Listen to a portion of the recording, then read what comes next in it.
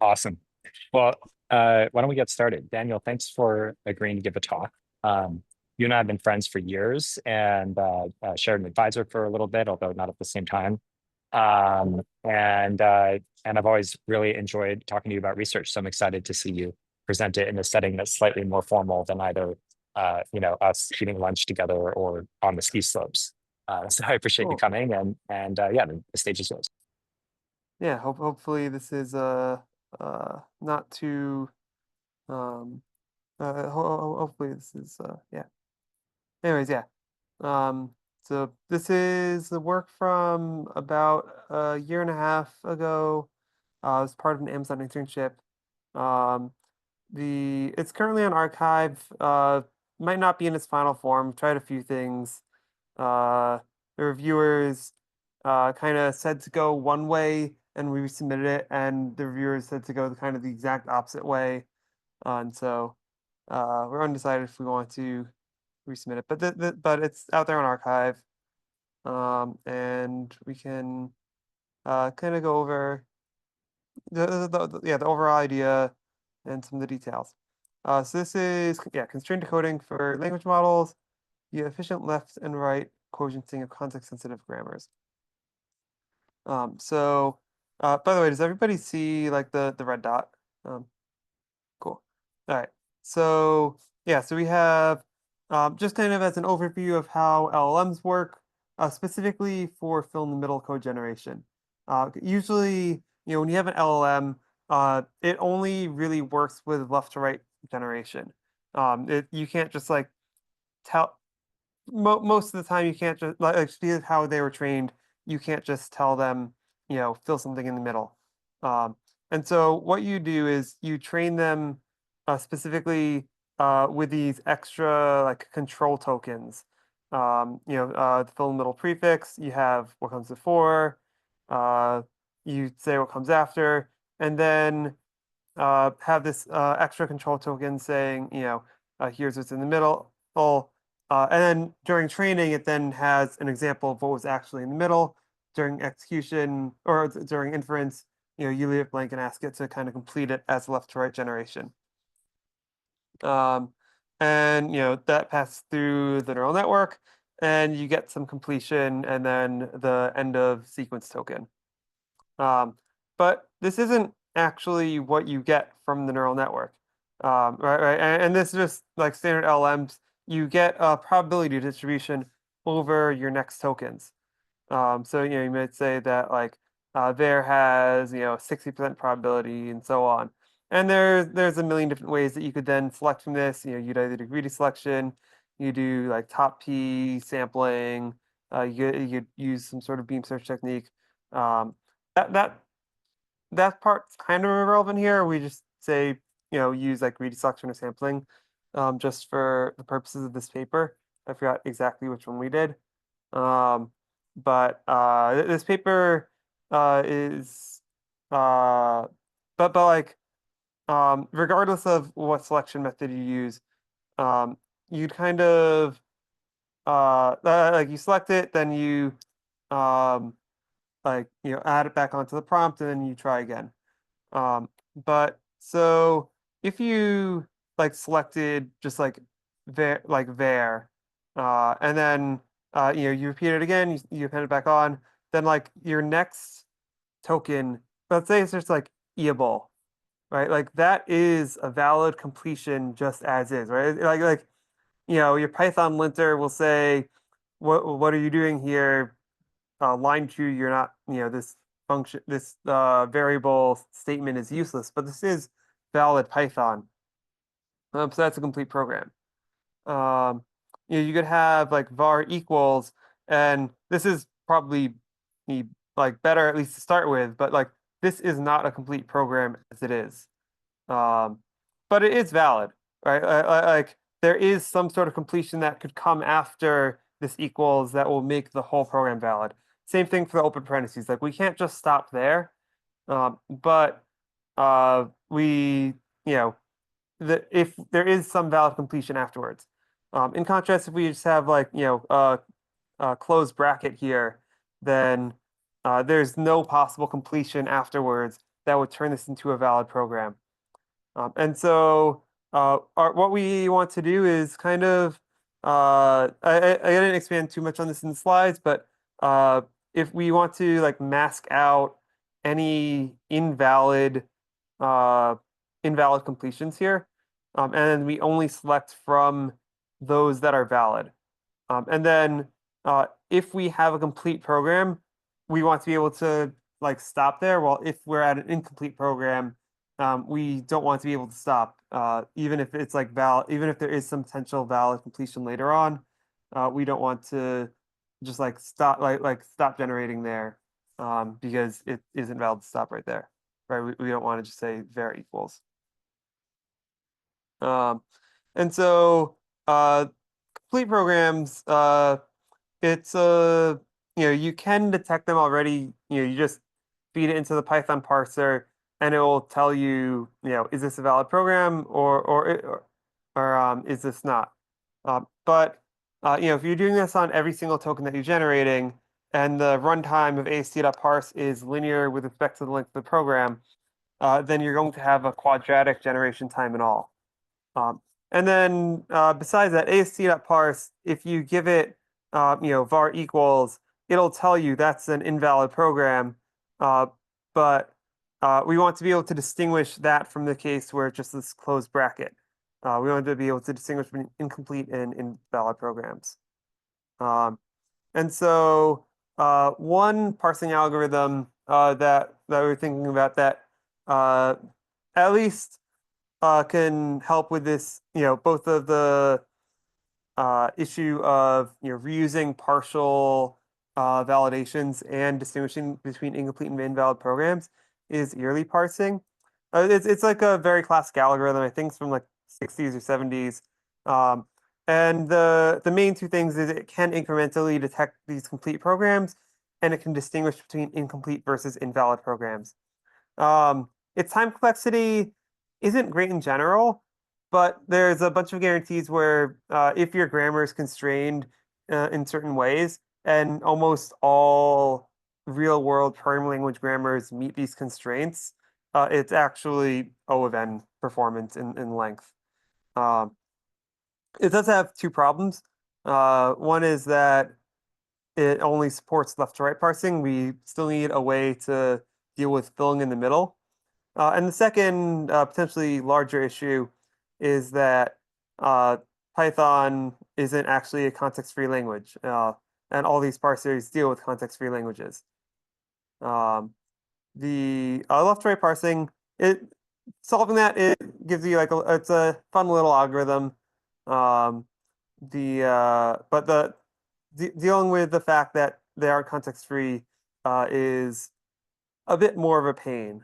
And by that, the specific non-context-free parts that are important in terms of Python are uh, the lexer, the fact the leftmost longest token selection is itself that's like if you say like A and B, if it wasn't in a non-context free setting, in a context free setting, you couldn't distinguish like A and B with spaces versus without spaces unless you like somehow incorporated spaces into your grammar.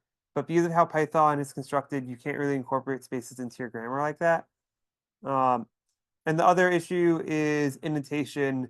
Is the way that Python indentation is set up? It's not context free at all, and there's no grammar modifications you can make there that would do it. There's a few random other things that are like a bit more minor, like how it deals with new lines. Uh, Depends on if you are inside parentheses or outside parentheses. And theoretically, you could deal with those in a context-free way by like having a separate like copy of the grammar that's like for if you're in like the outermost parentheses. But that would be a massive blow up in your grammar size because there's a few different places you need to do that. Um, anyways, uh, so the early parsing algorithm, it's important to kind of at least understand like the basics of what's going on for the rest of the talk. Um, so let's say that you have kind of this like very or actually, I guess before I go on, does anybody have any questions? Yeah, I had a question for parsing where which you mentioned as the fun little algorithm. Is it like LL1 parsing or LR or look ahead is like what kind of parsing are you using? So because of the challenge is we can't use any look ahead, and that's also part of the reason why I selected the early algorithm. Is like you want to know like is this token that you're about to generate with the LLM valid? And like the thing after that hasn't even been generated yet.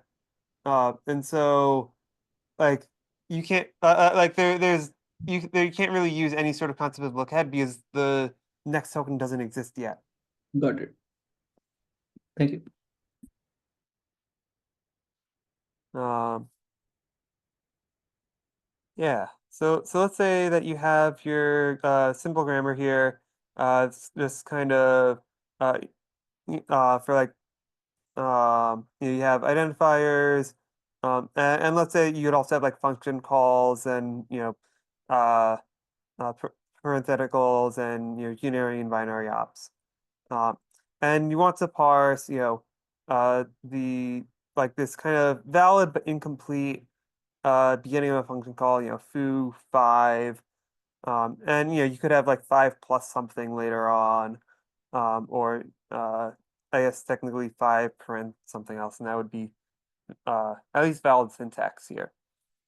Um, but anyways, so this is maybe the slide I'm least happy with, but the way the algorithm works is you kind of take each of these rules, and you say like uh, your complete programmer expert could be one of these clauses.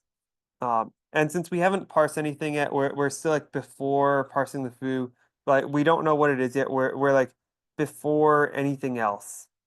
Um, the and this might make a little more sense when we like go one step in the future. So like uh once we see this identifier here, we say like we kind of throw out these 5 items and only copy like the one that we actually parsed the identifier. Um, then uh, because this identifier kind of completes what an expression is, anywhere that we saw an expression where this came from, we could then say we saw an expression and copy that. Uh, I guess do people understand how we end up with these 3 items here?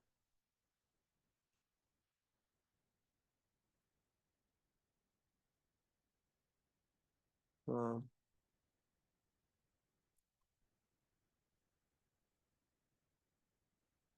like there's kind of there's like two separate operations that happen in sequence. Like first um, you know, we saw the identifier, and like we kind of like scan through that identifier. We see we and copy like from here to here because we saw the identifier.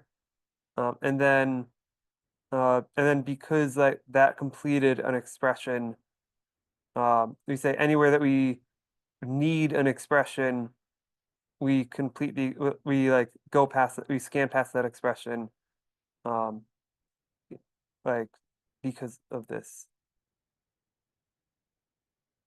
Uh, are there any You're questions about that or? you're basically like you check that the solution works, and then because it works, you apply it wherever it's applicable, right? Yeah, Yeah. yeah.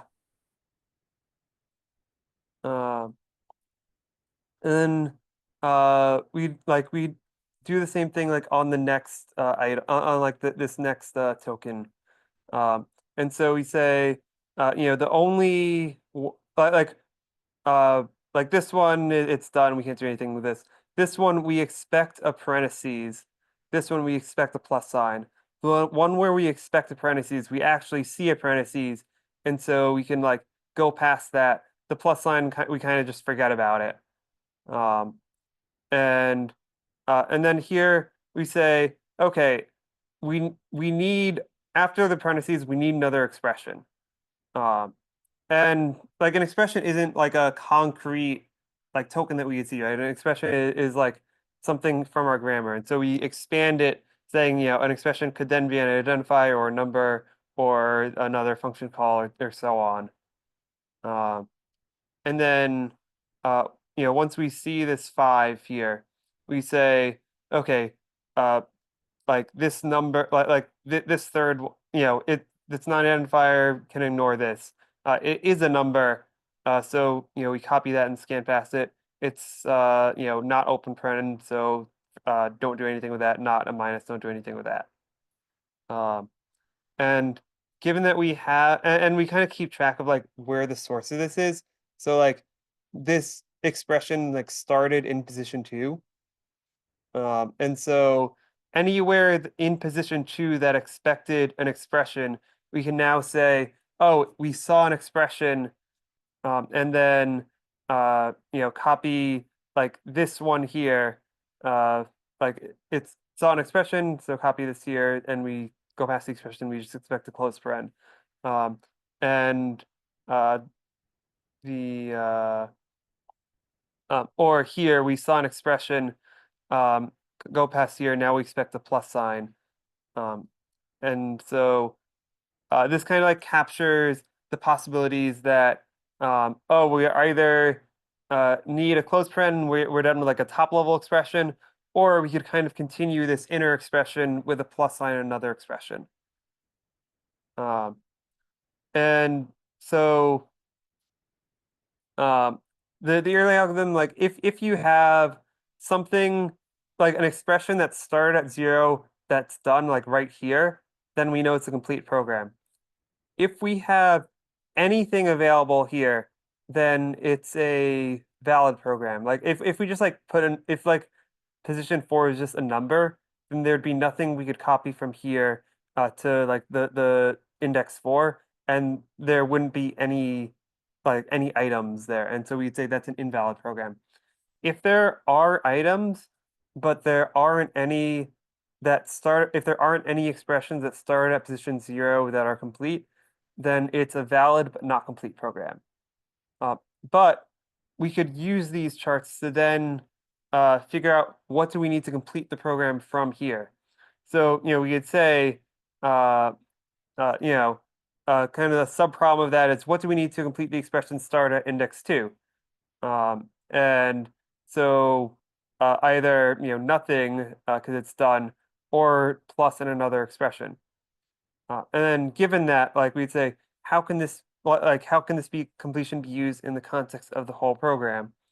And we'd say, an expression, the expression that started at expression 0 can either be the expression that started at index 2 and a closed paren, or after we complete this, this original expression might return another function, and you do a function call on that, or if you do like the foo open paren 5 closed paren plus something else, and there's I guess I don't know how important the details of the algorithm are, but there is an algorithm where you could kind of extract new grammar that represents what is the completion that you need to finish the program.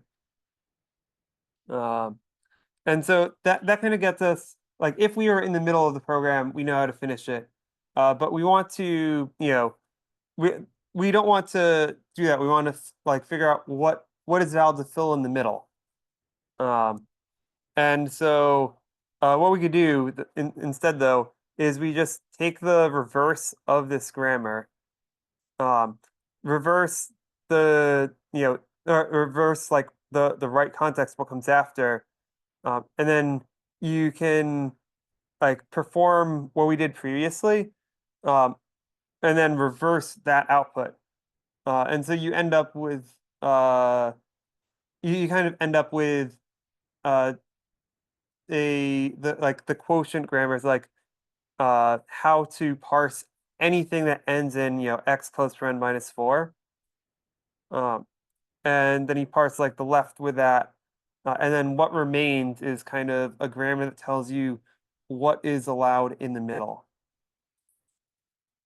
And then, yeah, you just parse that incrementally. And so kind of the recap so far is, if you're given a context-free grammar and you're given both a left and right context, you can create this like quotient grammar and incrementally parse like this new text to determine if it's valid, if it's invalid, or if it's valid, or if it's complete. I guess, are there any questions so far? Or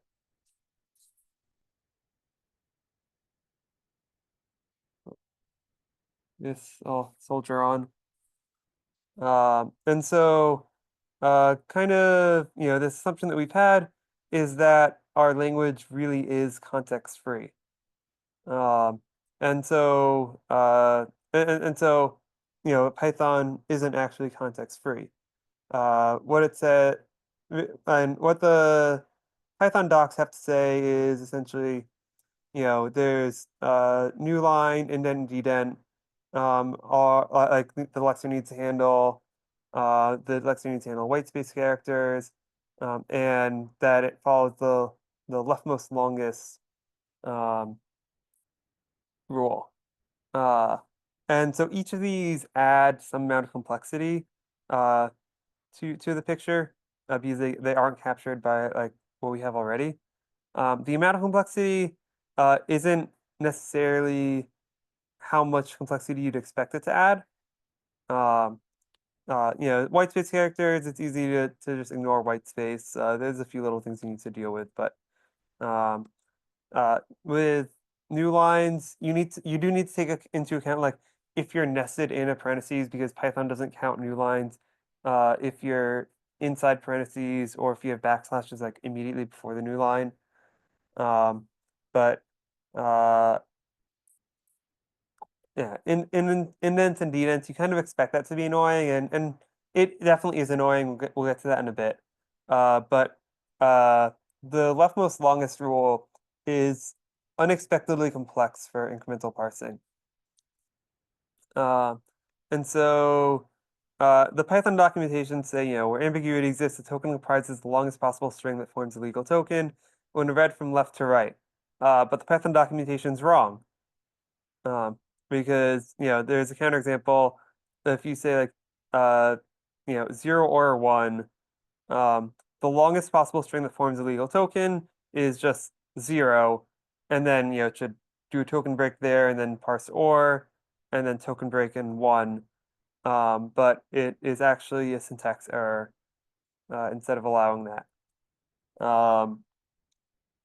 It turns out despite the Python documentation being slightly wrong, like this is okay because it only shows up in like really marginal cases.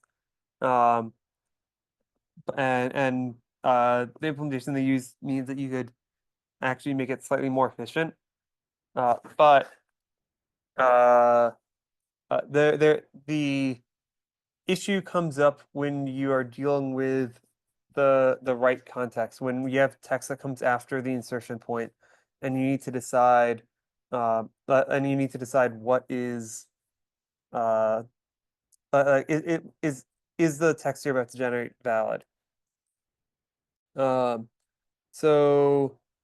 kind of, for example, let's say that you have this kind of like green highlighted text as like what comes after the cursor, and you ask your LM to generate something, and you want to determine is what you're generating valid. And so to kind of see if it fits in the Python grammar, you need to decide is what you're generating, or like what does the stuff to the right of your cursor like even represent?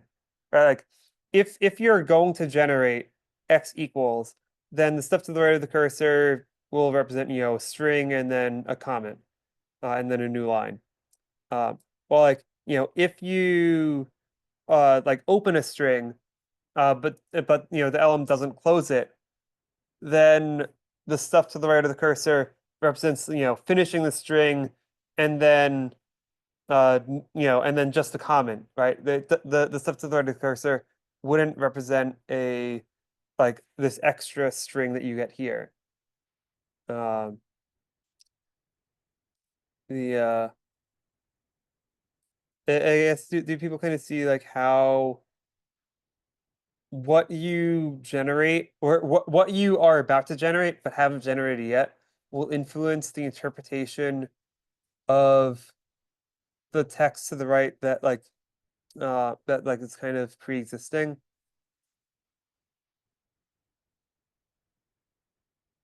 Um, Yeah, it seems like it. I mean, so the green Community. part is what it's going to generate, and that keeps changing as the purple part advances.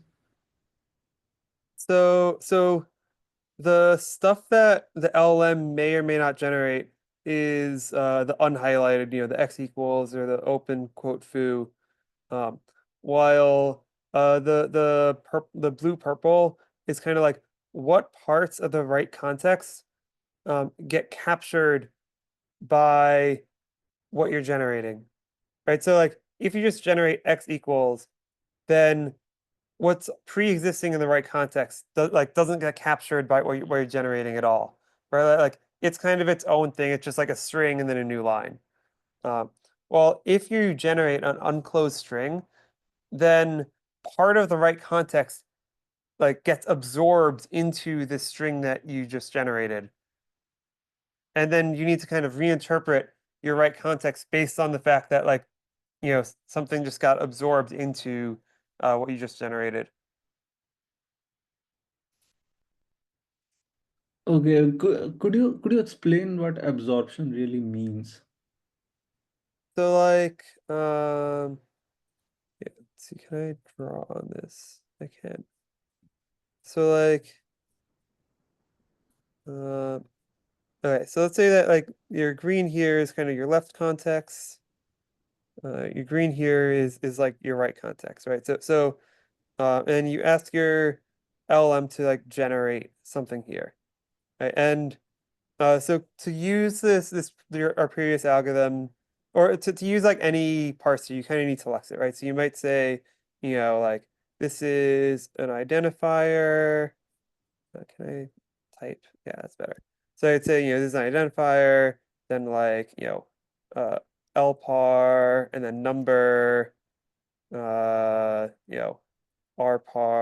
identifier, and so on.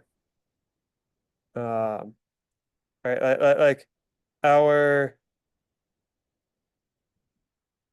and then but because our Python grammar operates on these kind of more abstract tokens as opposed to the raw text, and kind of the same thing with the right context, right? The right context, you might have string uh lpar new line.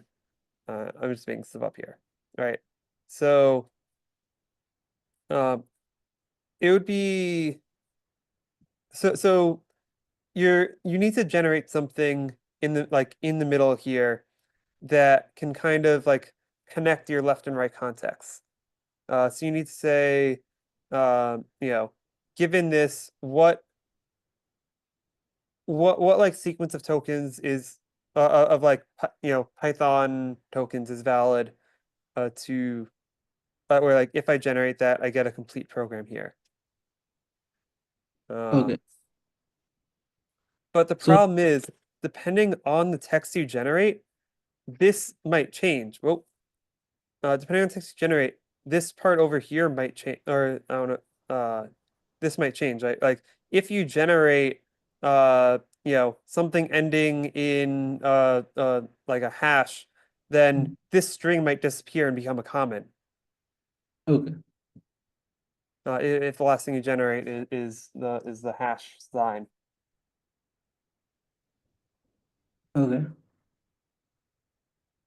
Um, and so or really everything up to the new line would if like after this you have ID, that then like yeah, if your LLM generates like foo hash, um, then yeah, then your string lpar new line goes away, and all you have is the ID to the right.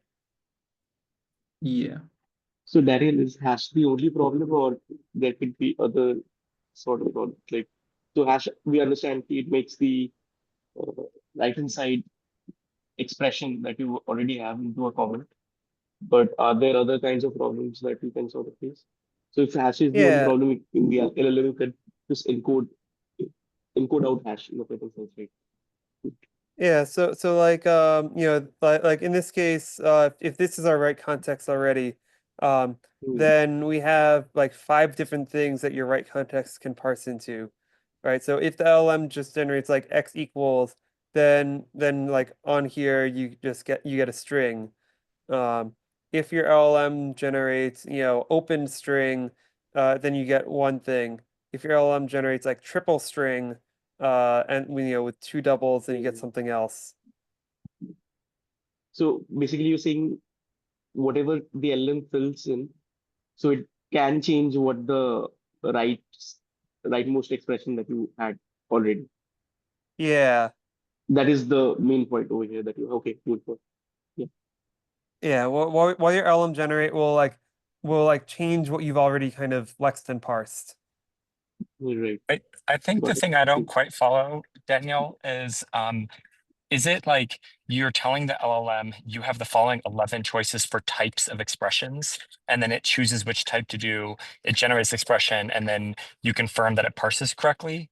Or is it just like it's generating code and you're incrementally parsing and then telling it to try again if it fucks up? Kind of somewhere in between.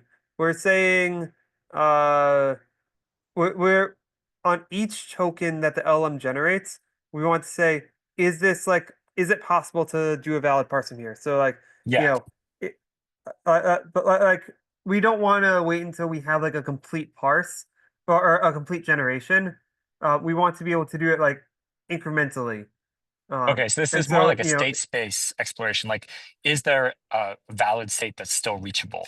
And if not, then we've fucked up so massively that we need to start over. well, or well, the thing is, like, if you do this on like at each token, then you could prevent getting to a spot where there's no possible state. Got it. With the like with this, like if we generate this equals, like there is like it's not valid, right? We can't just stop there, but there is something valid. There is something there, but we want to prevent it from generating this closed bracket in the first place. Right? We don't That makes want to sense. say Got it. like let it generate the closed bracket, do what else, and then later be like, oh, is this valid? Right, Um, because there's no possible completion. That makes sense. yeah. Um, yeah. Uh,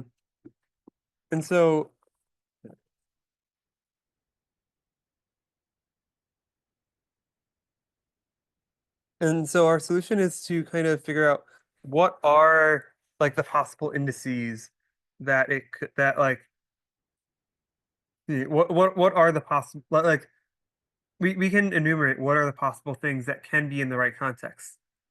Um and like do a sort of branching operation to like non-deterministically accept them in like the non-determinism in the sense of like a non-deterministic Turing machine, not in the sense of like stochastic um stochastic programming.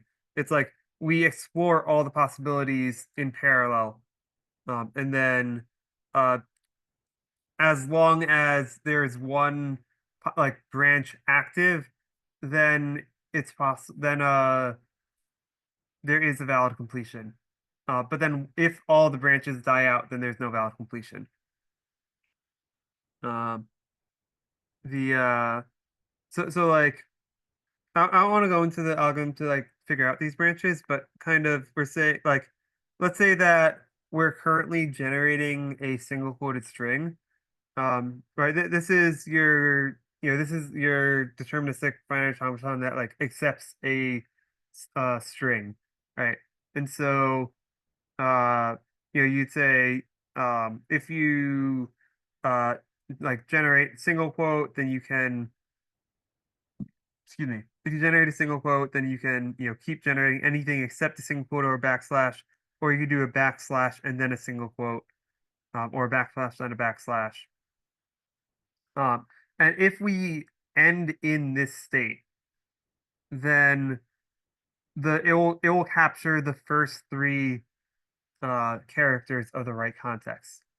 Because if we end in this state, we are kind of in this scenario where we're in a single quoted string, but not we haven't done a backslash, and um, and then close like the third character here will close it.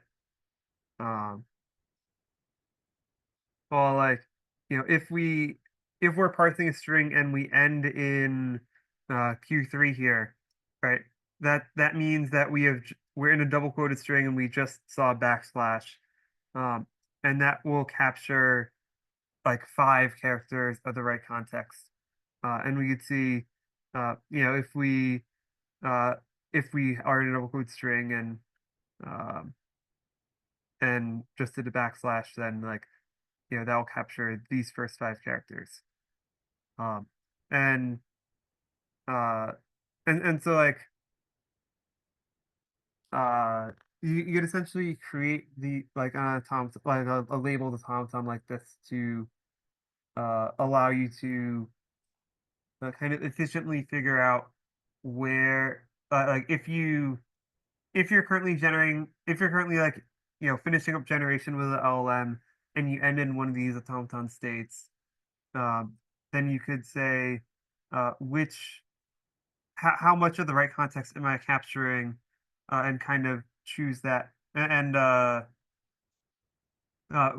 like just look that up instead of needing to recalculate that.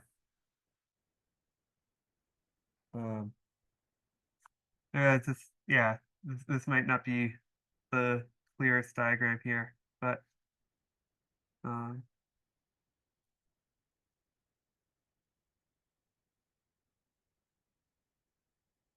uh, the the other major thing is dealing with indentation. And it's kind of a very similar thing, right? Like if like your insertion point is just like right before 4 spaces and then pass and then new line, then like your interpretation of the right context will change depending on what the LM generates. Right. So like if the LM generates, if foo, if bar, pass, and then like this, then then your right context is new line, then a dedent, and then a pass, and then new line, and then another dedent. While if your LM generated this, then your right context has a completely different interpretation. Your right context can be interpreted as new line and then indent and then pass. And then there's 2 dedents after. So like just seeing this right context, it doesn't tell you what like what you actually like lex it into. There's kind of there are a whole bunch of different Python token sequences that this could correspond to.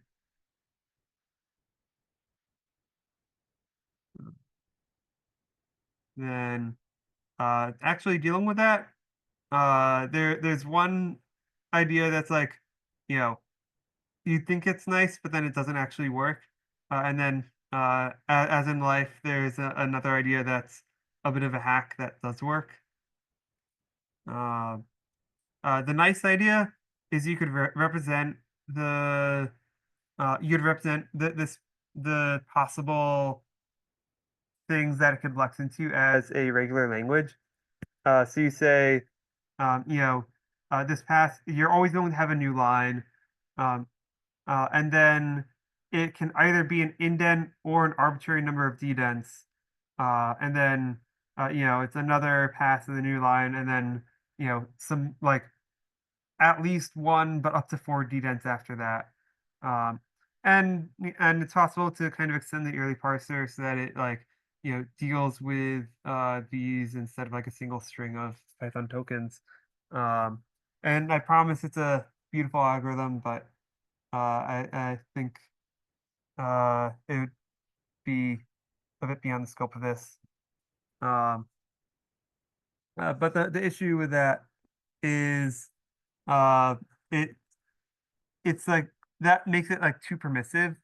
I don't know if we want to go into these counterexamples, but like you end up with uh,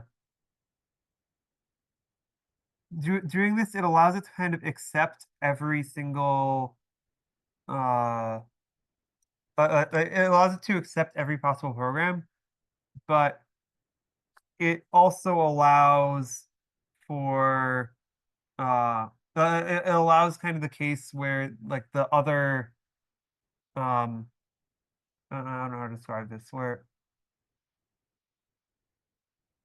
like it's too permissive. It allows programs that like you've kind of like invalidated already. Um, the solution ends up being kind of more of these like non-deterministic branches. Um, the you end up with kind of like a performance versus accuracy trade-off with this. And we end up finding a trade like a point in that trade-off that works well. But it's not perfect. I guess the results. We take a large data set. I think it's we use the stack, which is just many Python programs. Just cut random parts of it out, and ask LM to fill in the middle. Using both like constraining it with this method, or just like generating unconstrained text, or the final thing is generating text, but calling ASD.parse occasionally, or after every character, and seeing like do we have some sort of valid Python program there? Um, I mean, you and can't do then every character, right? Because like yeah, you've got keywords like continue, and like if it's content, it won't work. But like after every yeah. space or something or a new line.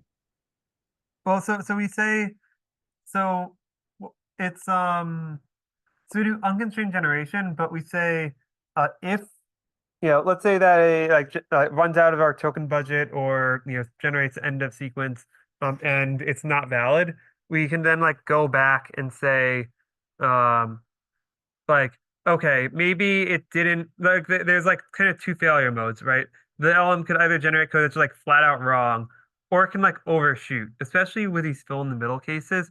The LM sometimes just like keeps generating and like forgets that the right context was ever there.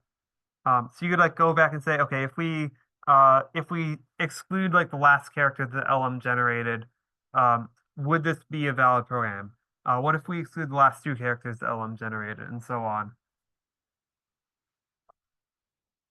Um, and so if it like generates okay code but like overshoots or doesn't or like just forgets about the right context, then you could just check AST if AST.parse succeeds after each character that's generated. But it's like generates flat out incorrect code, then there's like AST.parse isn't going to do shit about that. We end up so with unconstrained generation, there's like about 70% of the generations parse. If you like then go back and say, okay, what if we try every substring that it generated? You get to like 94.6%. And then if you instead use constrained generation, you get 95%. So doing this ASCO parse is already pretty good, but we get we get rid of like 10% of the errors after that.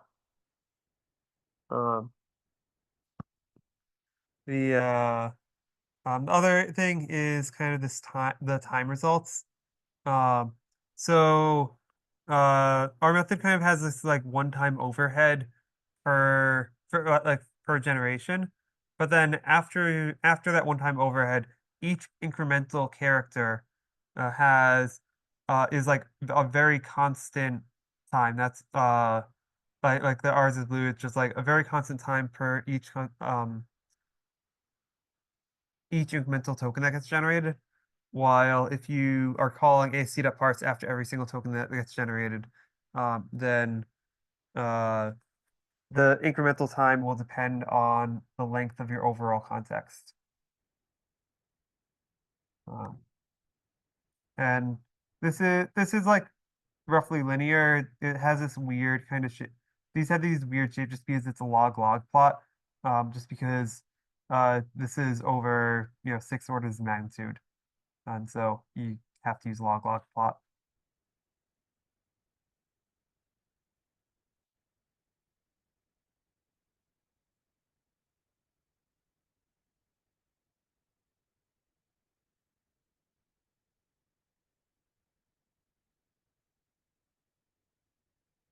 Yeah, that's all I had. I realized this might not have been the.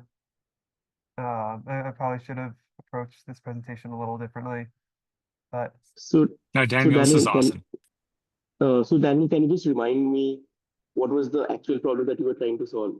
So was it like, so let me just say, and you can let me know whether I have got it correct.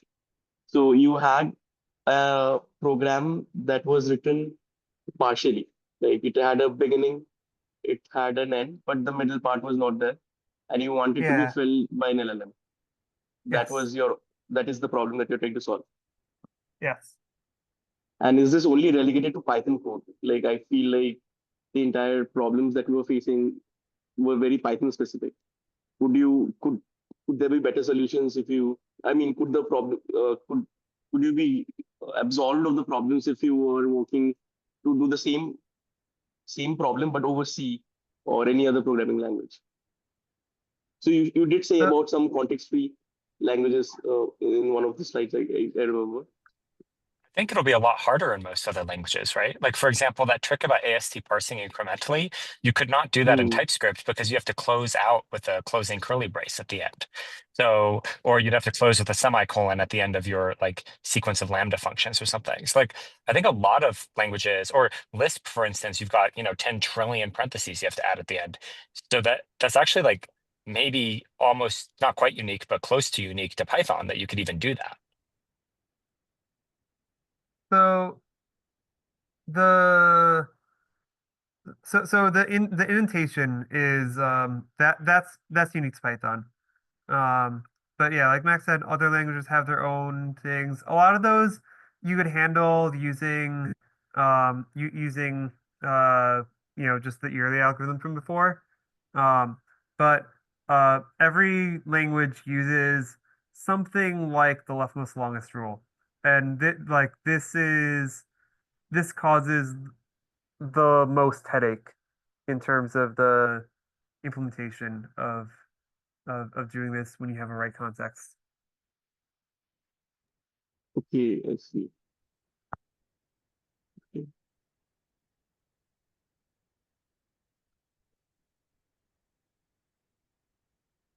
And what is the quotienting that you guys are doing over here? It's just the reverse of the expression that you're of the expression tree that you had. I mean, the expression for the grammar. That was Yeah, the relation of the quotienting. I guess maybe I should have defined it. I should have defined it better. But so quotient. If you have like you can imagine if you have Python as like a formal language, um, then uh, then like the set of all Python's programs is just like a set of strings, right? Um, Right. the quotient language here is the set of strings where if you inserted those strings here, it's a then the entire thing would Valid become a by then. valid. Yeah. Okay. Okay. It reminds me of Um, like an orbit in group theory or something. It's like a Yeah, very yeah. algebraically nice idea. yeah. But it's not as And defined. I mean, I Yeah. wanted it to be a pop, but If if it's like just the plain CFG, then we have an algorithm that like gives you like an explicit grammar of the quotient language, and hmm. eh, excuse me, and you could just parse that parse according to that grammar as excuse me as normal. Um, the what makes everything a lot trickier is just it not being context free. So this quotienting idea is general, right? Like it doesn't depend on Python. It's any CFG with such grammar that you have given, you can Yeah. you have something in your head on the basis of which you will be quotienting it. Yeah, we have an Some algorithm relation. that will Uh, like, take a CFG, take a string. It'll actually take a regular like a regular language, and you can take the hmm. quotient of the CFG with respect to that regular language. Yeah, okay. CFG quotiented by a regular language. Okay, so that will still be Yeah, a CFG, and yeah, so you'll be working with it. Okay. yeah. So do you have a demonstrative like? I mean, is there a close to a software kind of a thing that you have that you can show if you just write on certain things, what it generates and all? Yeah, and so we have a see if I could find it. Um, So in a certain sense, your objective is you don't want the LLM to just produce chaos or produce just random stuff. You want some order in that LLM generation. That is a meta thing that you are trying to sort of solve, at least in this particular context with Python. But I believe this is what you are trying to aim for. Am I correct in believing this? yeah, so essentially, Okay. yeah, like, so I'm just seeing if I could get this running on my laptop. But like we do have a program that will like do this. It's here, I'll send it in the chat. Oh, there are some chat messages that I missed. Some kind of Python DSL that's context free. I mean, like the issue is in like Python, like or the thing that makes it not context free, is really the leftmost like just the lexer, and so yeah, any language that's lex, which is like all of them, you're going to have some sort of context sensitivity. Yeah, gotcha. Um, So also the other question that I had is, so why do you even so this return where if it was not there, okay, then the LLM would have generated something altogether and then also returned where. I'm just hoping it could do that. So say people who are using say these LLMs to write down the particular codes, what would be a use case where they want a particular code to be filled? I am not uh, being able to see that. so So in sorry, yeah. general,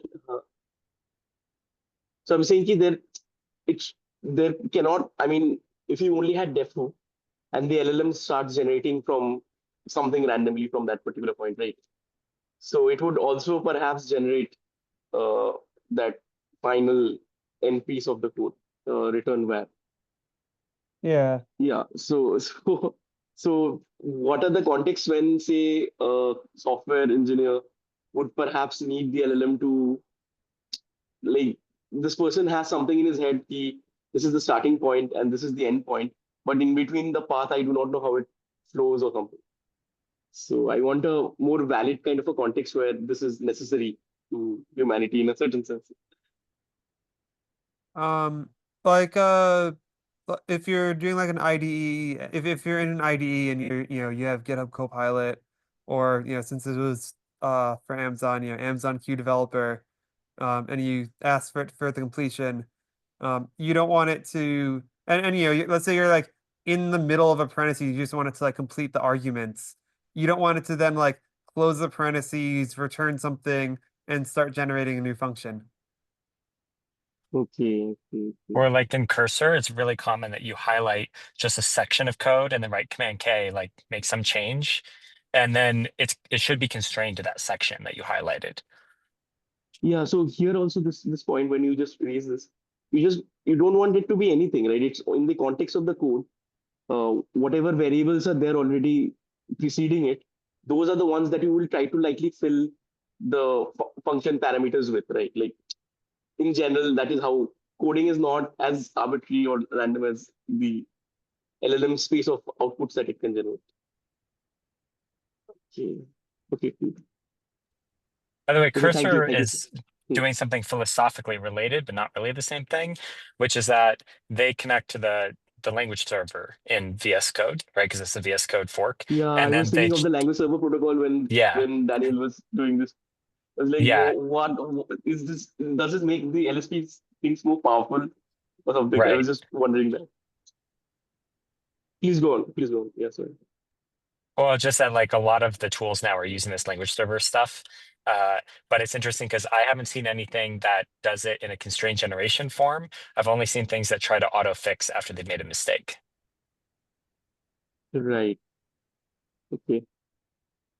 We do have another paper that is under submission where this isn't actually the point of the paper. The point of the paper is looking more at sampling, where instead of just masking out invalid tokens and then sampling some of the rest, we do something a bit more interesting.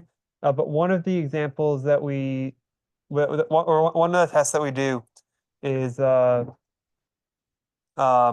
like API hallucination avoidance.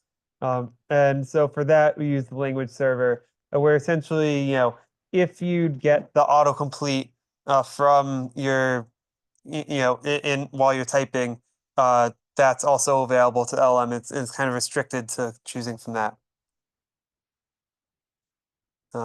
If you're like, something like food dot something.